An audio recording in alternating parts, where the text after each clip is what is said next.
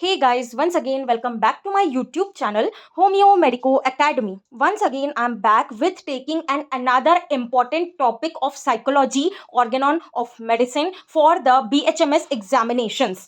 And the topic is behavioral therapy. This question is asked in examination in directly 5 marks. So you must have to prepare it very carefully. जब ये question आपको 5 mark में आएगा तो आपको इसमें क्या क्या पॉइंट्स लिख के आना है. The first point is definition and the second point is techniques. ये 2 पॉइंट्स में ही आप अपना आंसर को पूरा कंप्लीट करेंगे. टेक्निक्स के अंदर कुछ 5 पॉइंट्स भी हैं, वो आपको एक एक करके एक्सप्लेन करके आना होगा. तो हम आंसर को समझना स्टार्ट करते हैं. Definition: behavioural therapy is defined as the techniques used to change the maladaptive or abnormal behaviors of a person into a positive good behavior is called as behavioral therapy. क्या होता है behavioural therapy का मतलब? ये behavioural therapy यानी कि कुछ ऐसी टेक्निक्स का यूज किया जाना साइकोलॉजिस्ट के थ्रू जिसमें वो किसी पर्सन के माल एडेप्टिव या फिर नेगेटिव या बैड बिहेवियर, मतलब जो गंदा बिहेवियर है किसी इंसान का, उस बिहेवियर को एक पॉजिटिव बिहेवियर में चेंज करना, एक अच्छे बिहेवियर में चेंज करने के लिए जो भी टेक्निक्स यूज की जाती है इंसान पे, वो सारी टेक्निक्स ही बिहेवियरल थेरेपीज कहलाती है. Now second point, techniques. कौन कौन सी टेक्निक है जो यूज की जाती है पर्सन के नेगेटिव बिहेवियर को चेंज करने के लिए into positive behavior? There are 2 techniques. First is classical conditioning and the second is operant conditioning. Classical conditioning में टोटल 3 टेक्निक्स हैं.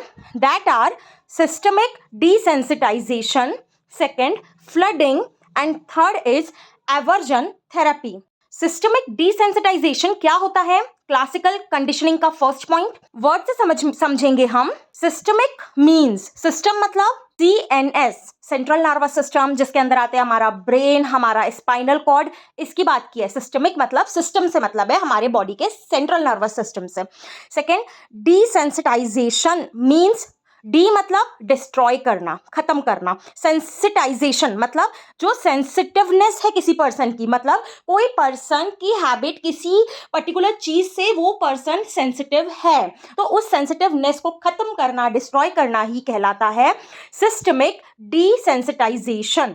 Example: a person is sensitive for appear in exam. एक इंसान है वो बहुत सेंसिटिव है एग्जामिनेशन में बैठने से, एग्जाम्स देने से, मतलब उसे डर लगता है, एंग्जाइटी फील होती है, उसे feel anxiety. So to destroy that anxiety by using flooding method. देखिए क्या बोल रहा है, तो हमारा काम क्या है एक साइकोलॉजिस्ट का, उस एंग्जाइटी को खत्म करना. कैसे?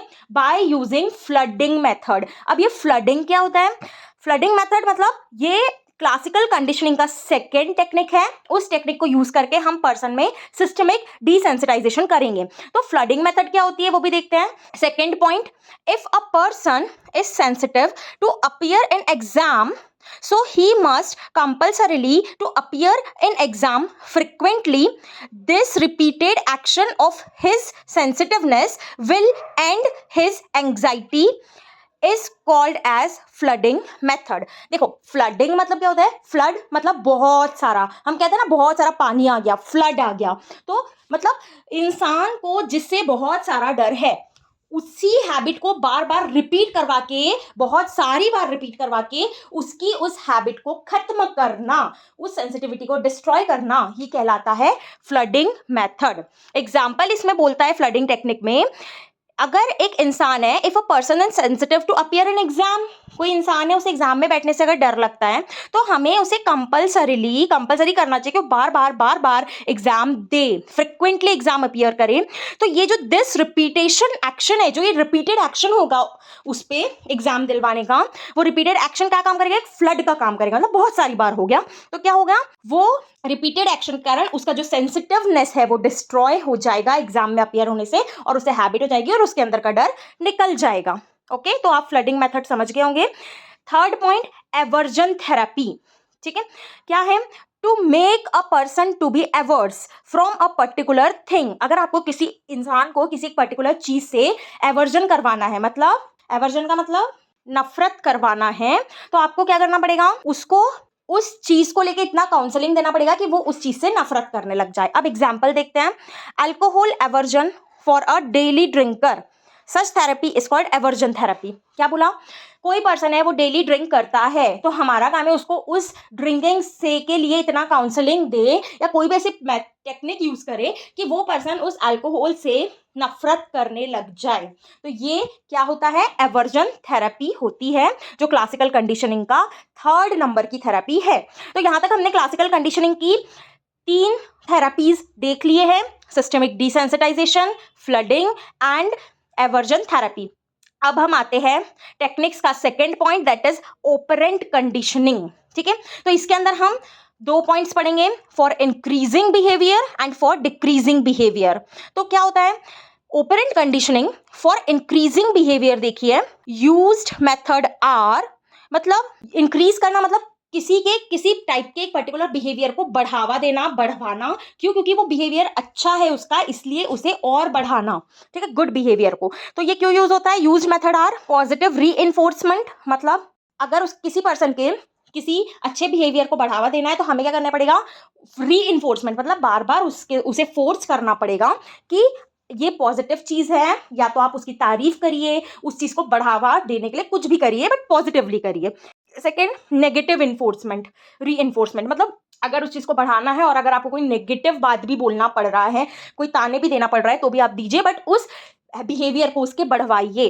Third, model behaviour observation. क्या मतलब हुआ? मॉडल का मतलब क्या है? मॉडल हम प्रेजेंट करते हैं, मॉडल दिखाना। ठीक है, तो उसे एक ऐसे मॉडल्स दिखाइए, मतलब ऐसे दूसरों के बिहेवियर्स के मॉडल दिखाइए कि देखिए इन्होंने इस बिहेवियर को इस तरीके से बढ़ावा दिया तो आज वो कहाँ पहुंच गए, बहुत अच्छी जगह पहुंच गए। इस टाइप के मॉडल दिखा के पर्सन के बिहेवियर को बढ़वाइए। मॉडल बिहेवियर ऑब्जर्वेशन मतलब दिखाना। ठीक है, to increase his positive behavior, इंसान के पॉजिटिव बिहेवियर को बढ़वाने के लिए। अब आते हैं फॉर डिक्रीजिंग बिहेवियर, मतलब पर्सन के किसी नेगेटिव बिहेवियर को डिक्रीज करवाना है, कम करवाना है, तो to use negative behavior of a person, मतलब ये चीज कब यूज होती है? किसी इंसान के नेगेटिव बिहेवियर को कम करवाने के लिए। यूज पनिशमेंट, किसी इंसान के नेगेटिव बिहेवियर को कम करवाने के लिए क्या करना पड़ेगा? पनिशमेंट का यूज करिए। ठीक है, तो इस तरीके से आप उसके नेगेटिव बिहेवियर को कम करवा सकते हैं। तो यहां तक बस इतना ही था बिहेवियरल थेरेपी में। आपको इतने ही पॉइंट्स टोटल लिख के आना है। एक बार जल्दी से हम समराइज कर लेते हैं।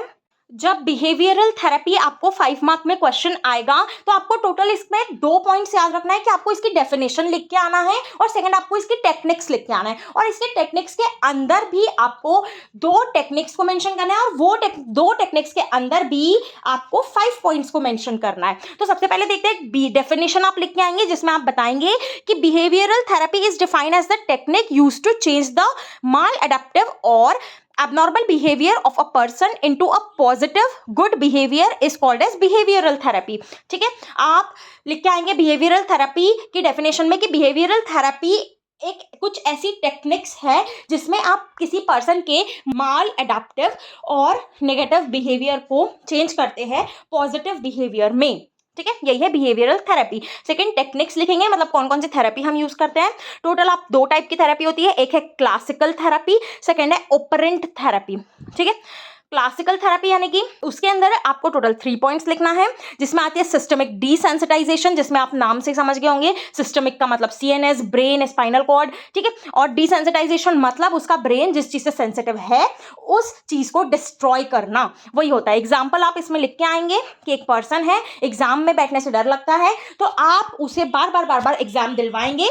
फ्लडिंग मेथड होती है बार बार एग्जाम दिलवाना, रिपीटेड करना किसी भी चीज को, ताकि वो उसकी सेंसिटिवनेस बाहर निकले, खत्म हो। सेकेंड, आप फ्लडिंग टेक्निक को बताएंगे, वही आप एग्जाम्पल इधर भी लिखेंगे। सेम बात है कि कोई पर्सन डर रहा है एग्जाम में बैठने से, तो फ्लडिंग टेक्निक बार बार आप उसको एग्जाम दिलाएंगे फ्रिक्वेंटली, ताकि उसका ये सेंसिटिवनेस खत्म हो। सेम चीज लिखेंगे।